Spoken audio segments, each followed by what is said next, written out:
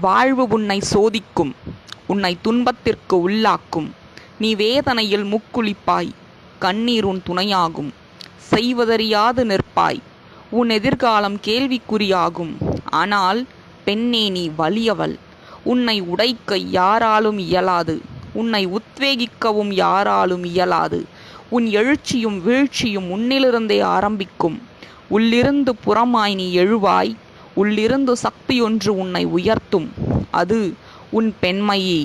வீழ்வது இயற்கை, எழுவது பெண்ணின் செய்கை.